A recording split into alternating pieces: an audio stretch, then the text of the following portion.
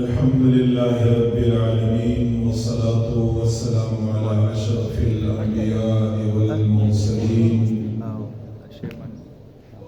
سيدنا ونبينا وحبيبنا وكريمنا سندنا ومأوانا وملجانا محمد وآله وأصحابه وأزواجه وذرياته وأهل بيته أجمعين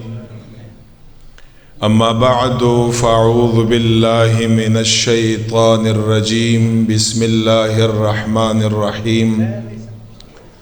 يا أيها الذين آمنوا اذكروا الله ذكرا كثيرا وسبحوه بكرة وأصيلا صدق الله العظيم وصدق رسوله النبي الكريم الأمين ونحن على ذلك لمن الشاهدين والشاكرين والمطمئنين والحمد لله رب العالمين إن الله وملائكته يصلون على النبي يا أيها الذين آمنوا صلوا عليه وسلموا تسليما درود پاک ہوئے اللهم صل على سيدنا محمد وعلى آل سيدنا محمد صلاة دائمة مقبولة تؤدي بها عنا حقه العظيم الصلاة والسلام عليك يا سيدي يا رسول الله الصلاة والسلام عليك يا سيدي يا حبيبي يا حبيب الله الصلاة والسلام عليك يا سيدي يا رحمة للعالمين وعلى آلك وأصحابك يا سيدي يا شفيع المذنبين ديرو معززو مشرانو همزولو معشمانو محبينو وعشقانو السلام علیکم ورحمۃ اللہ وبرکاتہ. محترم و معزز و عزت مندو د اسلامی شپږم میاشت جمادی الثانی نن د هغې 15 ورځ ده. رمضان کریم ته په آرام آرام باندې الحمدلله زمونږ استاسو دا ژوند اور نږدې کیږي. الہ العالمین دا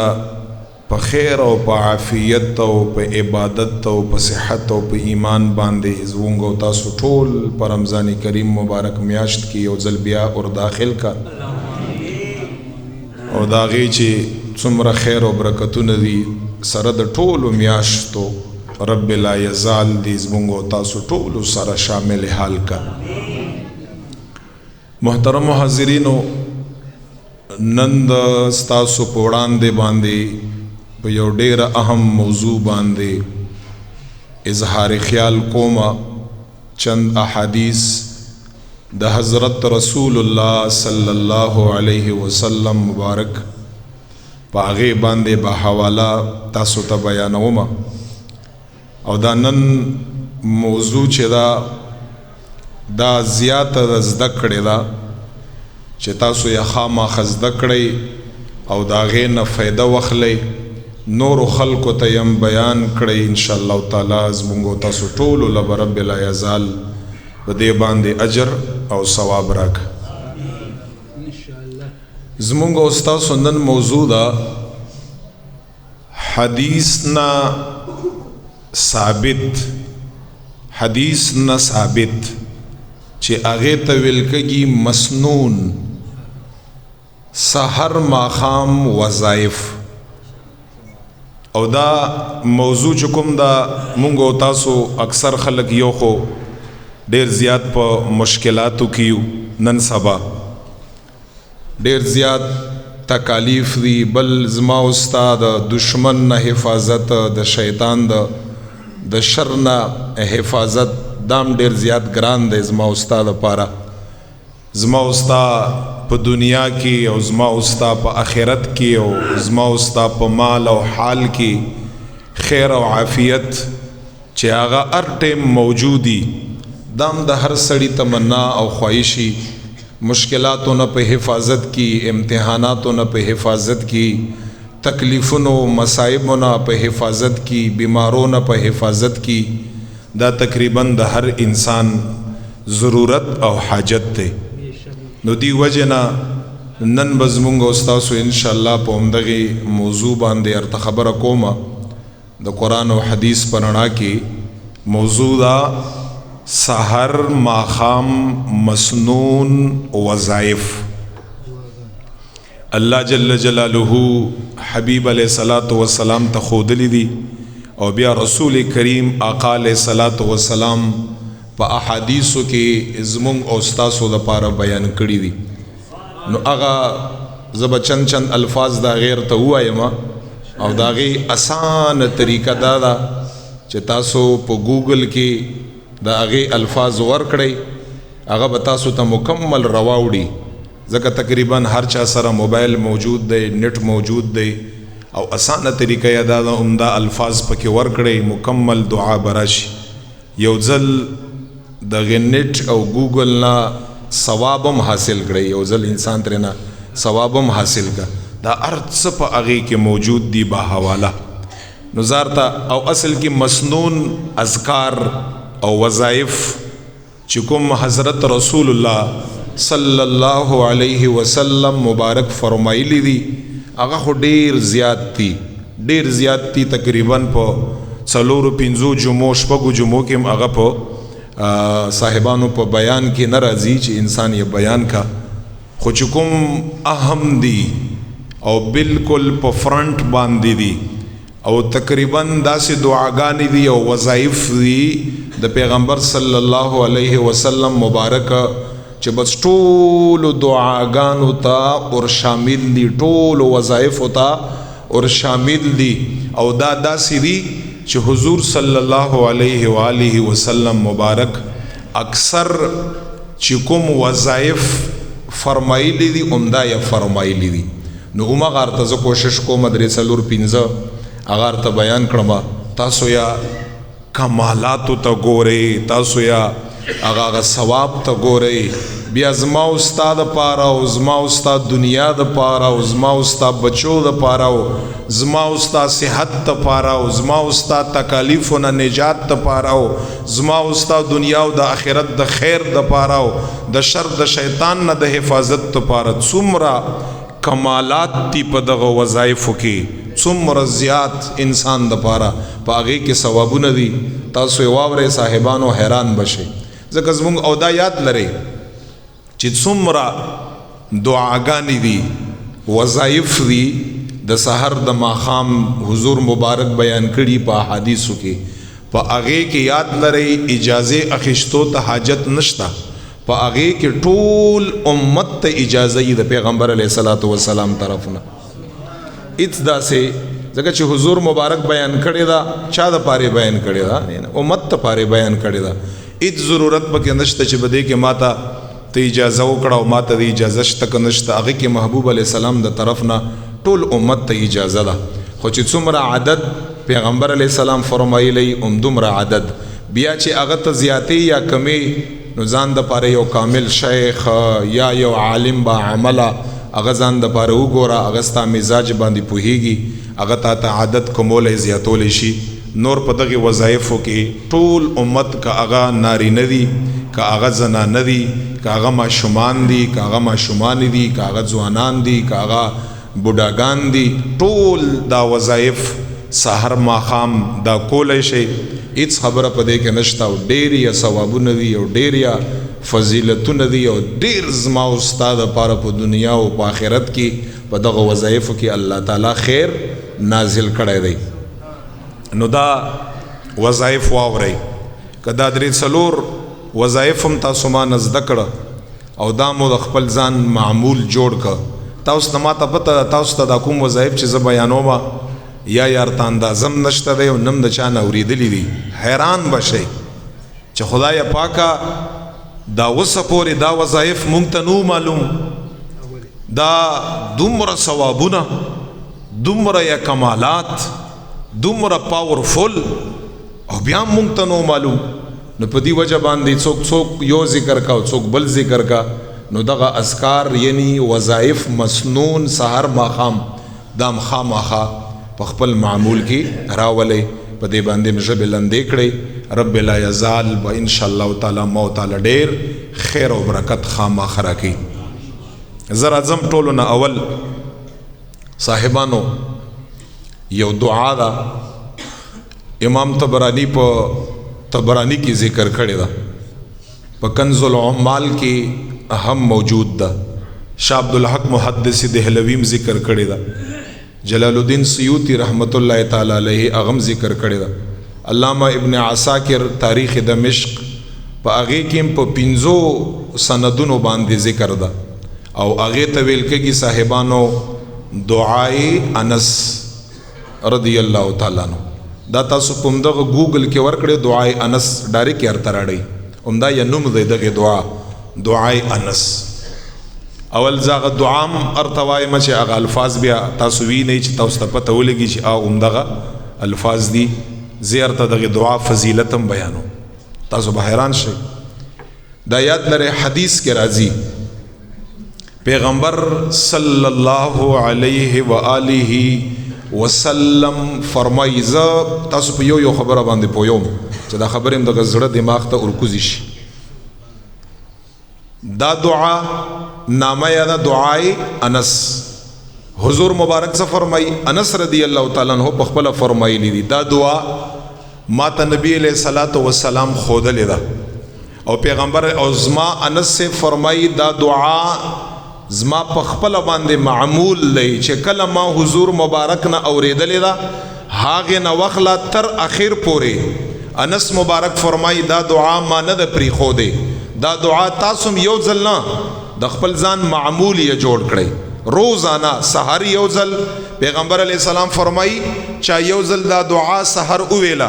چا یو ځل دا دعا ماخام اویلا. پیغمبر علیہ السلام فرمائی مخ پز مکه باندې چې چرته شر دی، تکلیف دی، مصیبت دی، بیماری دا، ناگہان حادثه دا، بد نظر دی، هر قسم نبی علیہ السلام فرمائی شر دی چې هغه ته شر ویل کېږي. هر قسم مصیبت دی پیغمبر علیہ السلام فرمائی چې هغه ته مصیبت ویل کېږي. څوک چې یو ځل سحر وي ماقام پورې الله په حفاظت کې ساتي، چې یو ځل یا ماقام وي رب لا یزال یا سحر پورې په حفاظت کې ساتي. هر قسمه تکلیف بس په دې کې دا نشته چې زما بیماری او زما مصیبت او نوې او زوړ او دشمن او شیطان او هر قسمه شر نبا دا انسان په حفاظت کی. انس رضی الله تعالی عنہ فرمای او هغه الفاظ یې دادي او دا دعا تاسو ته بلګه وګدخ کاری خو چې دا انسان زدکا زیات نه زیات 15 سکند یا 20 سکند پاغه باندې لګي. بسم الله ادعا دالا بسم الله على نفسي وديني، بسم الله على أهلي ومالي وولدي، بسم الله على ما أعطاني الله، الله ربي لا أشرك به شيئا، الله أكبر الله أكبر الله أكبر، وأعز وأجل وأعظم مما أخاف وأحذر، عز جارك وجل ثناؤك ولا إله غيرك. اللهم إني أعوذ بك من شر نفسي ومن شر كل شيطان مريد ومن شر كل جبار عنيد، فإن تولوا فقل حسبي الله لا إله إلا هو عليه توكلت وهو رب العرش العظيم، إن وليي الله الذي نزل الكتاب وهو يتولى الصالحين. دا دعا دا دعای انس دا الفاظ ما ذکر توی چې بیا غي سره تاسو دغه دعا یو ځل چا ویلا او دا زما چې څومره ویلا غالبا ما به په 2 سکند کې تقریبا داسې به ما ویلی، تاسو 6 سکند کې وای. یو ځل دا دعا نبی علیہ السلام فرمایي چا سحر مزنباد ویلا، یو ځل نه ماخام مزنباد ویلا، سحر نه ماخام پورې او ماخام نه سحر پورې محبوب فرمایي دا وین کوي انسان هر قسم مصیبت نه رب لا یزال په خپل حفظ او امان کې ساتي. ته په دې باندې شروعات وکړه، دا د خپل ځان معمول جوړ کړه. او صاحبانو پتور د دلیل باندې انس ابن مالک خپل باندې یو واقعا بیانوي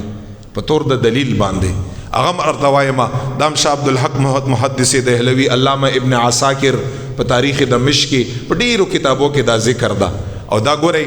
انس فرمای انس ابن مالک فرمای چې د حجاج ابن یوسف ثقفی دا یو ظالم جابر یو حکمران تیر دی د یو زمانه گورنر تیر دی تاسو نوم اوریدل حجاج ابن یوسف الثقفی تقریبا 600 صحابه د ظالمان شهیدان کړي دي ډیر یو ظالم کس تیر دی کافر نو مسلمانو خو ډیر ظالم جابر انسان تیر دی انس ابن مالک رضی الله تعالی عنہ مبارک د حجاج ابن یوسف په زمانه کې وو ځکه یو قول مطابق 103 سال یا یو قول مطابق 108 سال په عمر کې 110 سالم شتا انس ابن مالک دنیا نه تلای دی دومره عمر کې د مبارک عمر زیاتو پیغمبر علیه الصلاۃ والسلام دعا ورته کړې و دا غي برکتو انس ابن مالک با دغه دعا په خپل باندې کمالم ارته بیانې چې حجاج ابن یوسف الثقفی په زمانہ کې وا ما دې ډیر یاداوه ما به خلکو ته یاداوه چې دا ظالم دی دا جابر دی دا د پیغمبر علیه الصلاۃ والسلام د سنت مخالف دی صحابو سره د ظلم کړی دی په دین کې نقصان پیدا کړی دی دا خبره به ما کولې د مبارک فرمایي چې حجاج ابن یوسف الثقفی زما دغه خبرو نه خبر شو د یو خادم دی انس ابن مالک حضرت ابان رضی الله عنه انس ابن مالک فرمای چې حجاج ابن یوسف زما دا خادم ابان رضی الله عنه دا ما پسې راولاګ چې لاړ شو خپل مخدوم او خپل مالک او دا مال راولا او په هغه زمانہ کې د ډیر ظالم او جابرو ابان فرمای ما سره یا فوجم سره ک اسیان یم را سره کړه خلق یم را سره کړه ما ځان سره روان کړه ابان د انس ابن مالک خادم دی انس ابن مالک ته ورسیدو انس ابن مالک هم ځان سره را روان ک چې کله انس ابن مالک حجاج ابن یوسف الثقفی دربار لراغی انس ابن مالک ګوره دربار د چاو حجاج ابن یوسف د گورنری او بادشاہی وا فوج د دو زیاته او ظلم او پاور او طاقت د دو خلق د دو زید د دو دغه ټول زینا انس ابن مالک د په دربار کې اولاد دی حجاج ابن یوسف الثقفی ورته وی چې خبر شوی ما چې تزما ډیر یادې ورته چې او زا یادوم او ته د دې خبره مستحق چې تا خلقیات کا ستا د شر نه خلق بد شي ستا د ظلم نه خلق بد شي ستا د تکلیف او د مصیبت نه خلق بد شي ستا کم تکلیف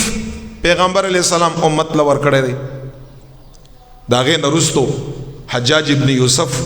انس ابن مالک ته چې دی وی د دم څخه خادمانو وی چې اول خدای زما په هغه په اسیانو باندې هغه څلور قسمو 15 قسم زما اسیان دی او زما دربار دی او زما خلق دی او زما فوج دی او اول یا پاغه باندې وګرځوي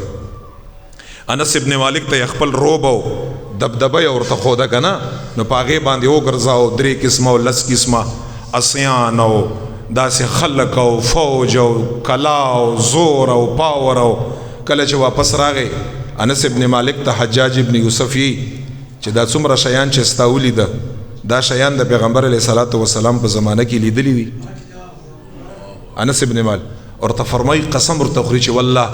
د دینه بهتر ما د پیغمبر علیه السلام په زمانه کې مدد سبحان الله ان ګوره دا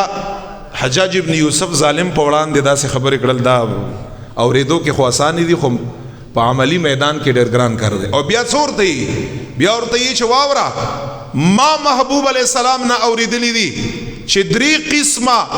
اسیان دی او درې قسمه یا خلق دی یو قسم هغه اسیان دی په حدیث کې چې جهاد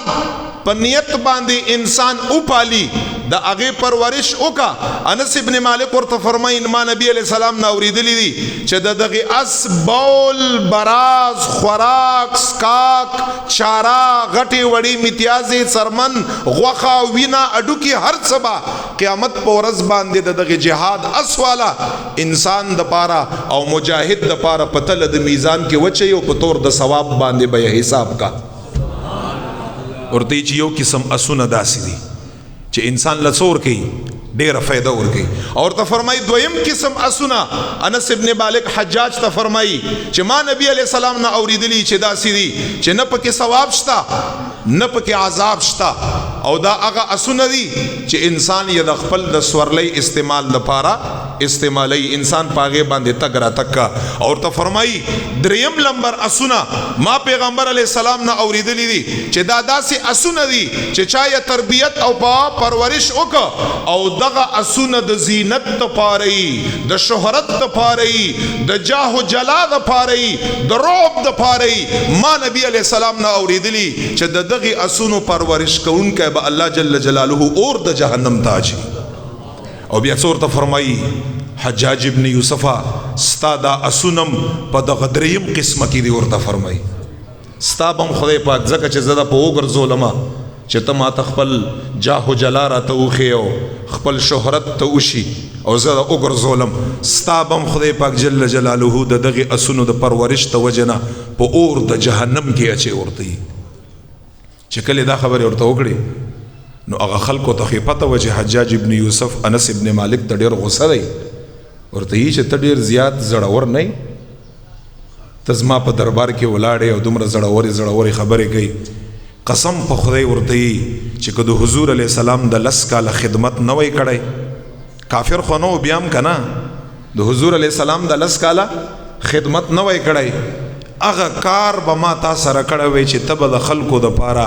عبرت ګرځېدلی وای ورته انس ابن مالک ته انس ابن مالک ورته حجاج ابن یوسف ته تاسو یم په داسې یقین باندې دغه دعا دا کومه چې مارته وویله ورته چې ته څه شی ته او دستا فوج مال زری بدر قدر مالا هیڅ تکلیف او نقصان نشي را کوله ورته تا استا فوج تا استا قوت ته ما ټچ کولم نشي ته ما ته نږدې را رسیدم نشي. انس ابن مالک ته رضی الله تعالی عنہ چې ته څنګه دا خبر زما په دغه دربار کې دومره زړورې کړي دی ورته فرمای سمعت رسول الله صلی الله علیه وسلم دی ورته فرمای ما اوریدلی پیغمبر علیہ السلام ما تی ویلی چې کوم یو انسان دغه دعا وی بسم الله علی نفسی و دینی دا کومه دعا چې مارته ویله یو ځل یوي نو چې یو ځل یوي تر ما خام پورې یو سیز دغه انسان له ضرر او تکلیف نشي ورکولای او چې ما خام یوي سحر پورې دغه انسان له یو سیز ضرر او تکلیف نشي ورکولای او ته چې دا دعا ما نن سحر ویلې ده او زما دا معمول دی نه ته او نستا طاقت او فوج مال هیڅ ضرر او نقصان نشي راکولای. ګوره دومره یقین د حجاج ابن یوسف په دربار کې چې کله دا خبر ورته وکړه حجاج ابن یوسف په خلکو ته ابان ته ابان یو حدیث کې راځي چې زوی ورسره یو حدیث کې راځي چې ابان خادم ورسره ورته چې د بوزه دا انس ابن مالک بوزه دا بوزه خپل زیلا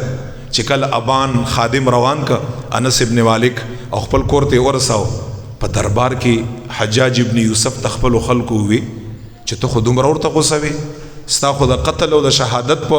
اراده باندې ډېر وغوښته او راده وستاو دومره جرأت والا خبرې ورته وکړي او دا غې نه پس ته بیرته واپس ک دا ولی تا خو هیڅ مرته نه وي. حجاج ابن یوسف په دربار کې خپل خلکو ته چې والله زما د قسمی په الله باندې ما انس ابن مالک زکه بیرته واپس ک چې ما بکله اراده په زړه کې وکړه په زړه کې چې زه نقصان او لور کړم وی چې په یو اوګه او په بل اوګه باندې بدوز مریان را تخکار شو د انس ابن مالک چې زما په زړه کې اراده وکړه چې زه تکلیف ورکړم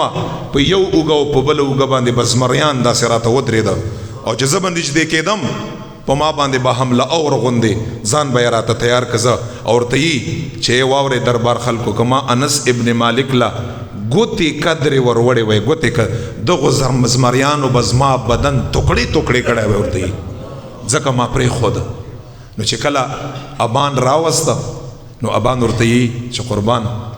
دا ګور انس رضی الله تعالی عنہ دا دعا اچا تنا خودلې په اخر عمر کې خودلې دا ابان ورته چې قربان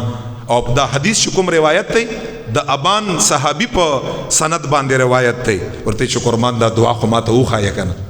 نو دی ورته فرمای چې ما 10 کاله د پیغمبر علی السلام خدمت کړایو مانا نبی علیہ السلام چې دنیا نه ته رانه رضاو دا دعا یې ما ته وښوده انعام کې لس کاله ابا نتا د زما خدمت وکړه زه دنیا نه ځم تا نه رضا یما دغه دعا زه ستا له په انعام کې در کوم ورته دغه دعا دا ده بسم الله علی نفسی و دینی بسم الله علی اهلی و مالی و ولدی تر اخر پورې چې په اول کې ما دا دعا مکمل ارته ویل دا دعا دا ورته او حجاج ابن یوسف ډیره خواري پکړې شه دا دعا ما ته وخایا خو انس ابن مالک حجاج ابن یوسف ته دا دعا نه ده ښودلې ورته چې اسیم دومره ظالمې جابرې مونږ یو چې خدای د غزمکې نه ورکه او یا دا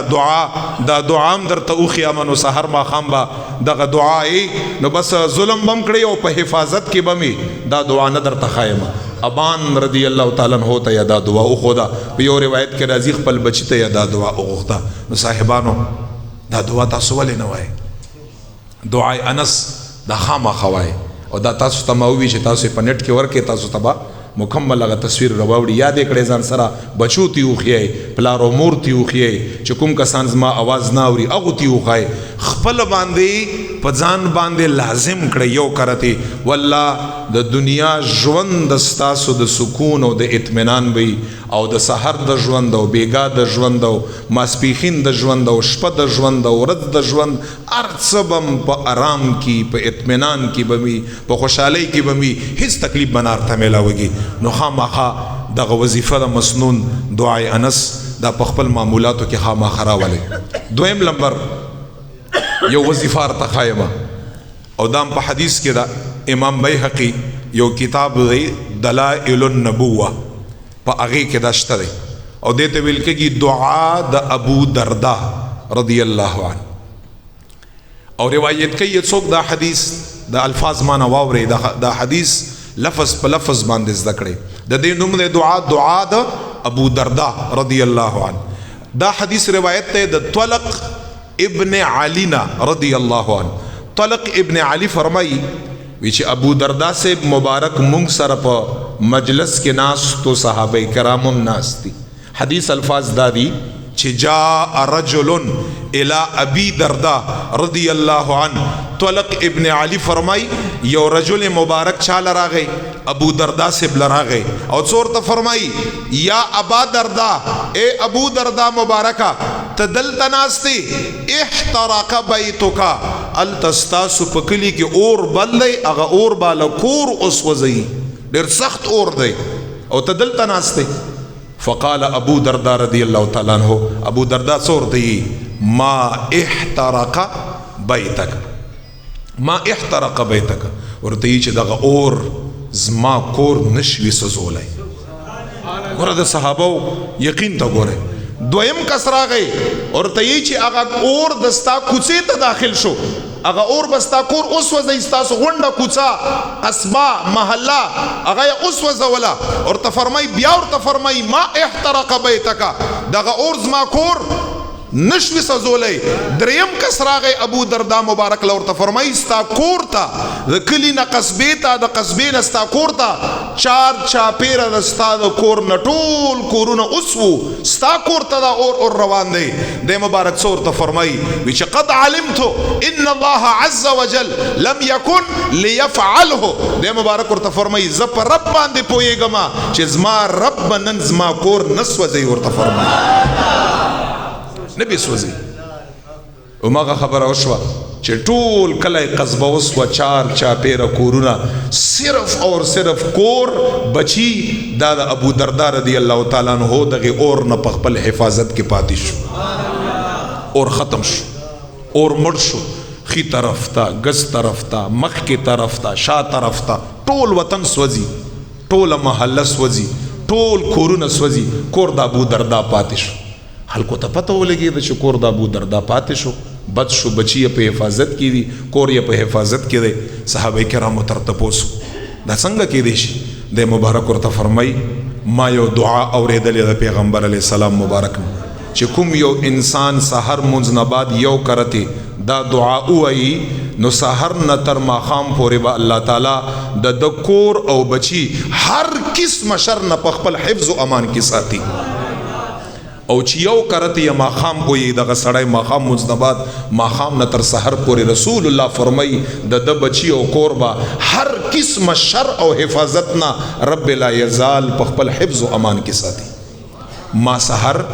هغه دعا ویلې ده نو ما ته یقینو او ما ته دا پزړه کې پخته عقیده وا چې رب لا یزال بزما کور په خپل حفظ او امان کې ساتي. ځکه زما رسول الله مبارک دروغ نه وایي. ما نبی علیہ السلام مخبر صادق دی رښتونی نبی ورته فرمای قربان هغه دعا خو مونږ ته وایا دی ورته دعا شروع کړي. هغه دعا دا ده تاسو یې واورئ اللهم انت ربي لا اله الا انت عليك توكلت وانت رب العرش العظيم ما شاء الله كان وما لم يشأ لم يكن لا حول ولا قوة الا بالله العلي العظيم اعلم ان الله على كل شيء قدير وان الله قد احاط بكل شيء علما اللهم إني أعوذ بك من شر نفسي ومن شر كل دابة أنت آخذ بناصيتها إن ربي على صراطك المستقيم. دا اغا دعا چکم ابو دردار رضی اللہ تعالیٰ عنہ مبارک خود لیدا تاسو ورکڑے پا گوگل کی دعا ابو دردہ ارتروا بوڑی ولی تاسو نوائے یو ذریعہ سحر ولی نوائے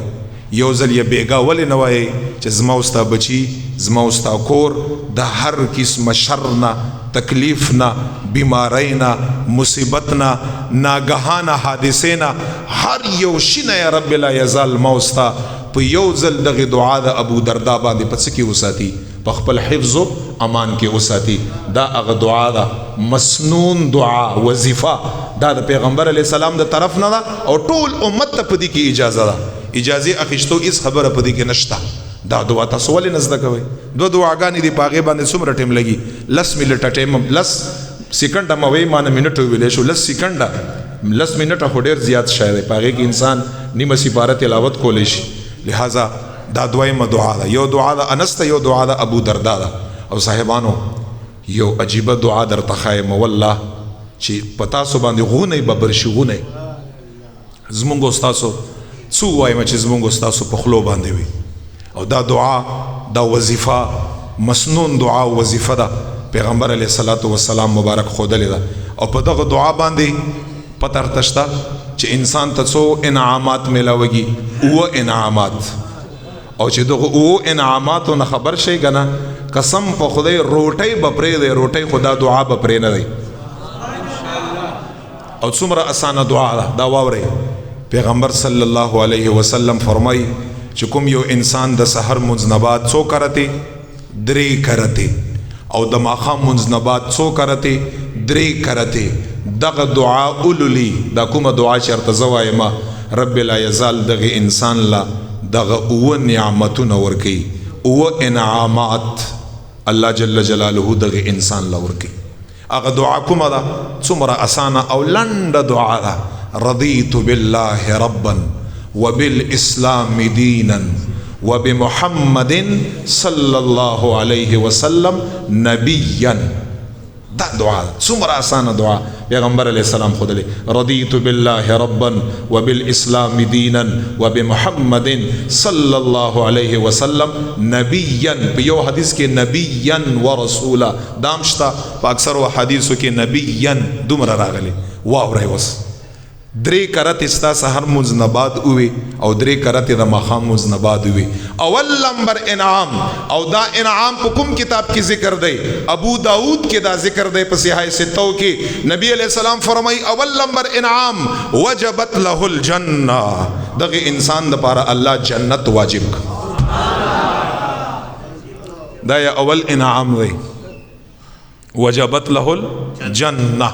دغه انسان د پاره جنت واجب شو. دویم نمبر انعام پچا کی ذکر دی امام مسلم په مسلم کی ذکر کړی دی ذاک طعم الایمان. پیغمبر علیہ السلام سے فرمائی چې دغه انسان دویم انعام دا دی چې دغه انسان په دنیا کې د ایمان په خوند باندې پوه شي چې دا ایمان څه شي دا د ایمان ذائقه څه شي دا د ایمان خوند څه شي. ذاک طعم الایمان امام مسلم کے دادے. دریم نمبر انعام دغه انسان د پاره نبی علیہ السلام فرمائی مسلم کی ټول گناہونه به رب لا یزال معاف کا. خالد انعامات تو ګورئ عجیب عجیب انعامات ټول ګناهونه به معاف شي چې درې ځل څوک دا سحر درې ځل څوک دا ماښام دا دعایي ټول ګناهونه. څلورم نمبر نبی علیه الصلاۃ والسلام فرمایي چې په دغه دعا کې کومې درې خبرې دي همدغه درې خو سوالات د قبر دي که نه همدغه سوالات د قبر دي که نه دي چې قبر کې موت کې خودلې شو څه به راته فرمایي من ربک ما دینک من نبیک. نبی علیہ السلام فرمائی تا خود دنیا کی درې ځل سبعی مذنبات ویل دی رضیت بالله ربا وبالاسلام دینا وبمحمد نبیا او درې ځل د ماښام ویل دی. پیغمبر علیہ السلام فرمائی څلورم نمبر انعام دا انسان با د قبر سوال په جواب کې ایک دم کامیاب شي. نبی علیہ السلام التبتا تیادی زکتا خو دنیا کی ویلی دی قبر سوال کې بعد خدای پاک کامیاب کا. سلور او صاحبانو پنځم نمبر وګورئ پنځم نمبر او دا انعام په مسند احمد کې دی په حدیث مجموعه کې نبی علیہ الصلوۃ والسلام فرمایي پنځم نمبر څه شی دی قیامت په ورځ باندې به خلق رب رضا کوي خدغه دعا والا کس به قیامت په ورځ باندې به الله دې رضا کوي. نبی علیہ السلام الفاظ څنګه دي کان حقا علی الله ان يرضيه يوم القيامه. پیغمبر علیہ السلام فرمایي دغه انسان حق دی په الله باندې حق دی په الله یا حق دی چې قیامت په ورځ باندې دغه انسان رب رضا کا رب یا رضا کا. او شپږم نمبر انعام دا پنځه شو شپږم نمبر انعام یادا دی چې په دغه دعا باندې محبوب علیہ السلام فرمایي زه د خپل امتی نه رضا کیږم. انعاماتو تم فکر دی څومره لویه دعا ده. او هغه انس ابن مالک فرمایي چې پیغمبر مشکات حدیث دی پیغمبر علیہ السلام منبر باندې ودرېده او شروع شو اول لوخله تر قیامت پورې چې څومره حادثات راتله ټول یې بیان کړه. بیا پیغمبر علیہ السلام فرمایل مجمع ته ودرېږئ چې کوم یو سوال نن رسول الله نه کوئ ابد نه وخله تر انتها او قیامت پورې چې کوم یو سوال رسول الله نه کوئ نن به پیغمبر علیہ السلام په منبر باندې د هغې جواب کا. انس ابن مالک فرمای پدې کې څوک اوچت شو چا څنګه سوالات او نبی علیہ الصلوۃ والسلام غصه ډیر سخت اننګي مبارک بالکل سرو عمر فاروق دل تناسته عمر فاروق اوچت شو پیغمبر علیہ السلام غصه ډیر سخت و دا الفاظ یې وی رضیت بالله ربا وبالاسلام دینا وبمحمد نبیا ورسولا. څنګه چې دا وی چې پیغمبر علیہ الصلوۃ والسلام په مخ مبارک کې رضامندی او خوشحالی او خندا رااله نو په دې باندې څوک خوشحاليږي رسول الله خوشحالي. او اوم نمبر چې کوم دی دا امام طبرانی دا کمال یې چا ذکر کړه امام طبرانی. اوم نمبر کمال یې دا دی پیغمبر علیہ السلام فرمایي چې کوم یو انسان دا دعا درې کرته سحر او ماښام وایي او کله مال راشي په ایمان باندې اخرت لا مبارک فرمایي چې دا انسان بزلاس نهونی سما او مار ته مخکیم ویلیو چې یو ځل رسول الله قیامت په ورځ باندې څوک لاس نه ونیسي که نه هغې پورې نه پرېږدي چې تر څو پورې جنت ته نه ور داخل کړی. رسول الله څه فرمایي اوم نمبر انعام یې دا دی زه بې لاس نه ونیسم خپله الفاظ یې څه دي امام طبراني حتی ادخله الی الجنه. پیغمبر علیہ السلام فرمایي زه بې لاس له نسم او دغه لاس نه به یې ځان سره جنت ته داخلوم. دغه اوه انعامات تاسو سوچ کړای شئ اندازه کړای شئ چې دغه دعا رضیت بالله ربا وبالاسلام دینا وبمحمد صلی الله علیه وسلم نبیا څوک درې ځل کرتې دا وظیفه سحر نه څوک درې کرتې ماښام له خدای پاک جل جلاله دا اوه انعامات دغه انسان له ورکوي. نو یې صاحبانو ولې نه وایئ تاسو ولې نه شاملوئ تاسو داسې خو ګوره زما اوس ته که سړی وایي دعاګانې ډېري خفه کېږو به نه څومره ډېرې کیسې ما او تاسو ده څومره نورې دغه نورې ګانې بجانې وغیره زما او ستا په زبان باندې او اشعار او نظمونه او کیسې زما او ستاسو ده دا دعاګانې ما ته نشو زده کولی څومره اسانې دعاګانې دي. نو دې وجه نه خامخا لازمي طور باندې او په آخر کې صاحبانو امام بخاري دام لږه لنډه دعا ده امام بخاري یو حدیث درته وایم امام بخاری دا حدیث روایت کړی دی سیدنا ابو هریره رضی الله تعالی عنہ نه هغه مبارک فرمای پیغمبر علیہ الصلوۃ والسلام او فرمایل چې کوم یو انسان سحر درې کرته او ماښام درې کرته دا دعا وای لا اله الا الله وحده لا شريك له له الملك وله الحمد وهو على كل شيء قدير. دا دعا څو کرتی وای 3 کرتی ابا هريره فرمای دومره ثواب الله جل جلاله ورکی لگا اولاد د اسماعیل علیہ السلام نه روزانه یو غلام آزاد ک اولاد د اسماعیل علیہ السلام نه لس ثوابونه خدای پاک ورکی لس گناهونه یا الله تعالی معاف کئ لس درجات یا خدای پاک جل جلاله اوچتای او بیا څه فرمای وی چې دا انسان سحر نه وخله ماخام پورې ماخام نه وخله تر سحر پورې شر د شیطان نه رب لا یزال په خپل حفظ او امان کې ساتي ابا هريره فرمای لا اله الا الله وحده لا شريك له له الملك څومره ثواب دی او هغه وخت بڅنګو په مشکات شریف کې یو بل وظیفه تیامه او دا د فرض مونږ نه بعد ده دام د خپل ځان معمول جوړ کړي او دا حدیث مشکات شریف حدیث دی او دا معاذ ابن جبل رضی الله تعالی عنہ با په هغه ټیم کې کوم حالتو کوم د خوشاله حالت بو په د باندې او دا یو خوش قسمت صحابي پیغمبر علیه السلام باندې ډیر ګرانو معاذ ابن جبل فرمای مشکات شریف حدیث دی چې پیغمبر علیہ الصلوۃ والسلام راته قسم وخور حضور مبارک راته قسم وخور یعنی امام الانبیاء حالانکہ حضور مبارک په خبرو کې قسم ته هیڅ ضرورت نو صادق او مصدوق رشتونه یو رشتونه غړلې شوی پیغمبر صلی الله علیه وسلم صادق او مصدوق پیغمبر وچ اگر ته قسم خود څه فرمای حدیث الفاظ واوري معاذ ابن جبل فرمای رسول الله راتو فرمایل والله زما په الله باندې قسم یا معاذ اے معاذ انی لا احبک معاذ زستا سره مینا کړم سوچ کړه دا بکوم وختو د معاذ ابن جبل په غوګونو باندې دا الفاظ اوریدل چې پیغمبر علیه الصلاۃ والسلام را قسم وخور والله یا معاذ انی لا احبک یا معاذ مبارک قسم په الله زستا سره مینه کړم معاذ ورته فرمای یا رسول الله انی لا احبک یا رسول الله مبارک زم تا سره مینه کړم زم تا سره محبت کړم او بیا څور ته فرمای چې معاذ ابن جبل سره نبی علیہ السلام قسم وخور چې زور سره مینه کړم نو دا یې محبوب شو کنه د پیغمبر علیہ السلام محبوب دی نو محبوب ته څوک بیا چې کومه خبره کوي دا به څنګه خبري دا خو ډیره د اهمیت والا خبري نو بیا خبر ورته کومه کړي دا ورته فرمایي چې معاذ مبارکه قسم خو مارته وخور مینه خو سره کومه خو یو خبر ارته کومه او دا مپرېږده دا زار ته وصیت کوم دا مپرېږده یا رسول الله غس شه ورته فرمایي د هر منځ نه بعد د هر د فرض منځ نه بعد یو کرته دا کلمات خامخوایا اللهم اعني على ذكرك وشكرك وحسن عبادتك ورتي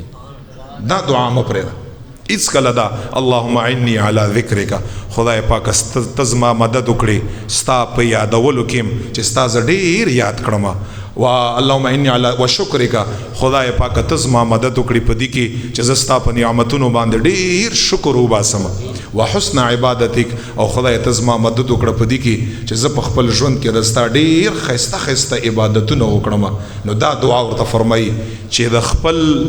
محبوب ته نبی علیہ السلام دا دعا خودلې ده تاسو اندازم نشئ لګولای چې الله جل جلاله په نس باندې به دا دعا الله ته څومره خوږی دا به الله ته څومره محبوبي چې حضور علیه الصلاۃ والسلام معاذ ابن جبل ته فرمایي چې دا دعا د هر د فرض منځ نه بعد مپرېږده دا یو کرته خامہ خوایا اللهم اعني على ذكرك وشكرك وحسن عبادتك او صاحبانو چې دا چندا سر ترسینو دا یو حدیث پکې ویل شم او غدا دی ګورئ زما استاد څو شیان دي لکه دا حدیث نه مخکې پویومه یو د زما استاد دنیا ده یو د زما استاد آخرت دی یو د زما استاد اهل دی اهل و عیال بچی دی دا یو د زما استاد مال دی یو د زما استاد کاروبار دی دا ټول هغه اهم شیان ارته بیانو خو بیا د هغې نه وروستو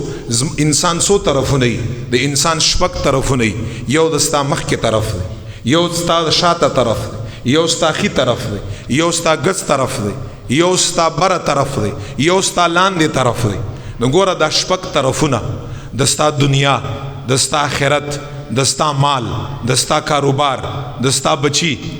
نور خو زیم چې داسې شی پاتې نه دی نو چې انسان بس دنیا او آخرت چراله خو ام په دې کې هم ارث رااله. نبی علیہ السلام فرمایي چا چې دا دعا یو ځل سحر منځ نه بعد وویلا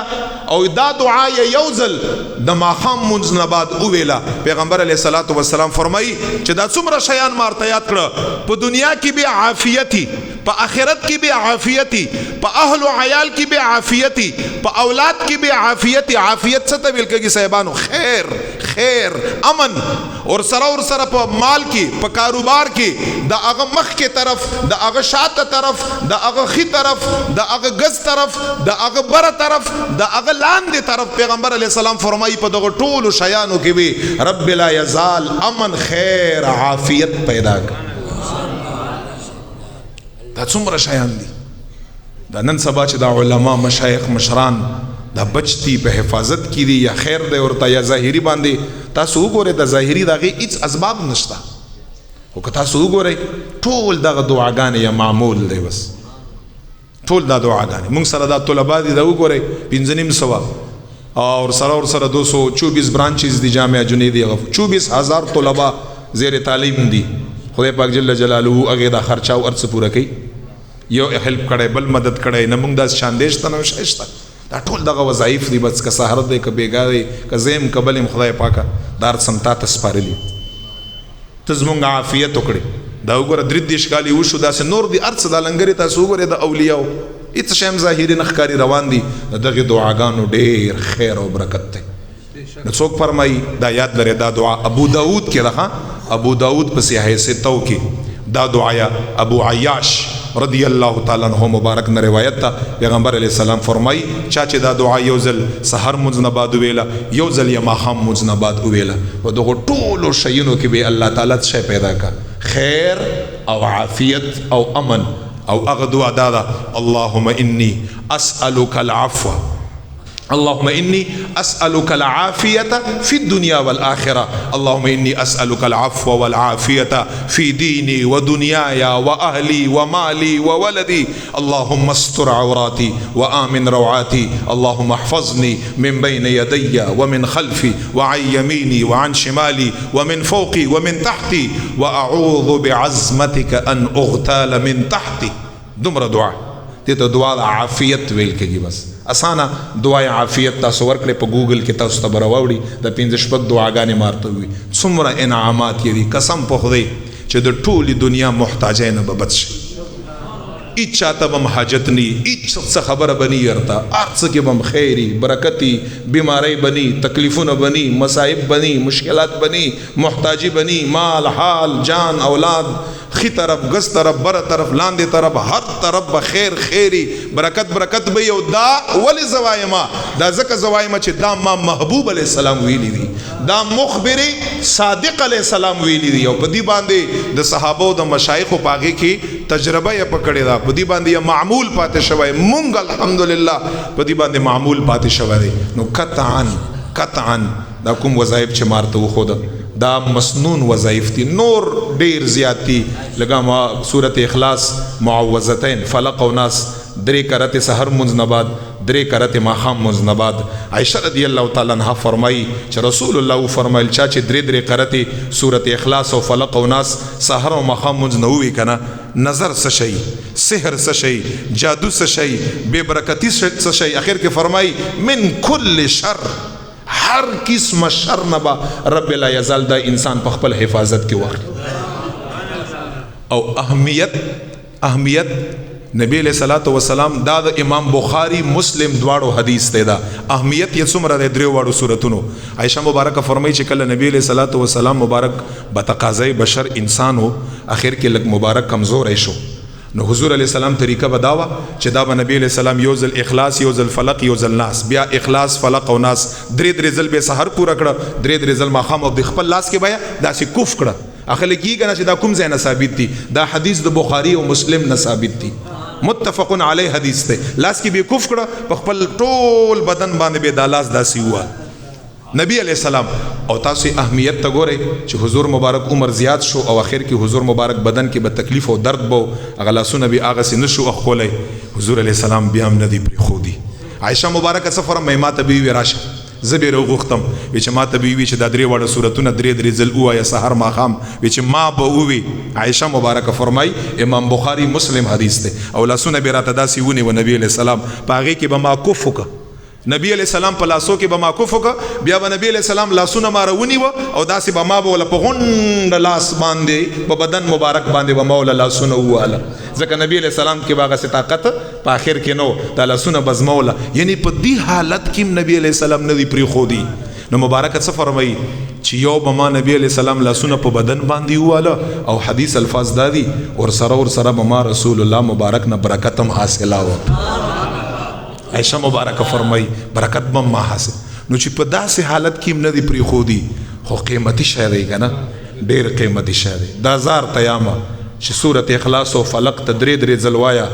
خلک یې کنه چې شیعه کړی دی او هندو کړی دی او سیک او فلان دا هسې چټي ډرامه بازي ده د ټولې دنیا او نظربازانو لاس را خلاص چې کوم یو انسان دغه شیان معمول جوړ کا په خپلو بچو باندې چفکۍ حسنین کریمین د پیغمبر علیه السلام څومره ښایسته بچیانو دوه اب نبی علیه الصلاة والسلام په دې باندې دمول په معوذتینو باندې پیغمبر علیه السلام دم کړي دي او دا دم خپل ځان بل دمول سنت ته ده نو دغه شیان دا کوم چې مار ته وي اسانې خبرې دي خدای ته وګورئ ځان دې را سختوئ مه چې دا د علماو خبرې دي دا ډېرې سختې دي نه دي سختې دا ستاسو دا کاروبارونه کړی او دا غټې کیسې کړی دا نه دي سختې او دا سختې دي نو قطعا ما سره به تاسو دا عهد دي چې دا وظایف به انشاءالله تعالی ټولو ته پکې اجازه ده مونږ ته رسول الله پکې اجازه کړې چې بیان کړې ده خو امت ته پارې بیان کړې ده که نه ټولو ته پکې اجازه ده دا ټولې دعاګانې زما والا به دا بیا دا تقریر اورئ او دا به زده کوئ په خپل معمول کې به راولئ زنانو ته به وښوئ او داسې به یایئ لکه څنګه چې خوراک کړئ خوراک نه پاتې کېږي